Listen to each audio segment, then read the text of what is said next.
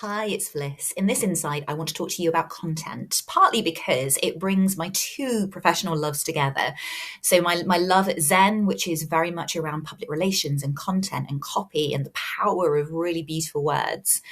And my passion at the Ultimate Advantage, which is all around the deliberate use of words and the psychology and emotional resonance of those words. Great content is a beautiful juxtaposition of those two. Now, you may have a sales need. You may have an education need. It may just be a need to create awareness or to infuse a group of people, existing clients, prospective clients, whomever it might be. But there is very real power in showing and not telling that you are an expert in an area or sector. There's an old one-liner that was shared with me years ago by one of my very first bosses, which was, "You can tell me that you're a comedian, or you can tell me a joke and let me make up my own mind." And actually, that really stuck with me. What can you do to allow your clients to make up their mind? Now, if you produce content, I would suggest that you do that in an advice and guidance way, but you have to do that quite gently. So this is about sharing questions to ask, for example. If your expertise, if you're a business coach, for example, and there are a lot of business coaches out there, and you want to stand out for the right reasons, educate your prospective clients about the questions that they need to ask all of the business coaches so that they get to know what good looks and feels like. They may never have engaged a business coach before. They may not know what good looks like.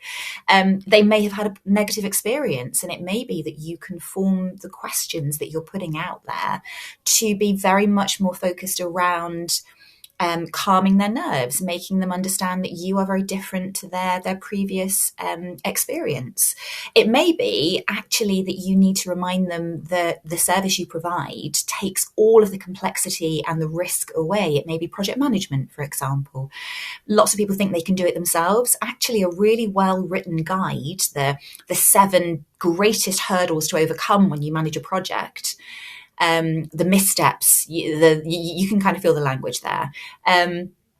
That can absolutely educate them about just how onerous managing a project for themselves could be, and remind them very credibly to utilize your service.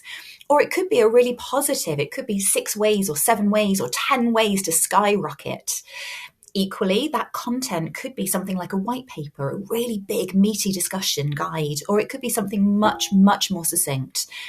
And again, from the content perspective, there are a variety of ways that you can show that. You could do a long form piece of written work. You could do a short form. You could do an infographic. You could do a talking head video. When I talk about shareable content, when I talk about showing and not telling that you are an expert, you only have to look at these insights that I share, the videos. You have to share authentically, you have to share wholly, you don't hold anything back, you don't expect anything in return. The purpose is simply to create informed awareness among the people that matter to you, in my case, you guys. So my invitation to you with this insight is to give some thought to the content that you could put together. Where does your core expertise lie? What is the biggest problem or the biggest opportunity that your clients and prospects are facing? And how can you give them some value add around it? How can you help them make a better, more informed decision, work with the right person, avoid those potholes in the road ahead of them?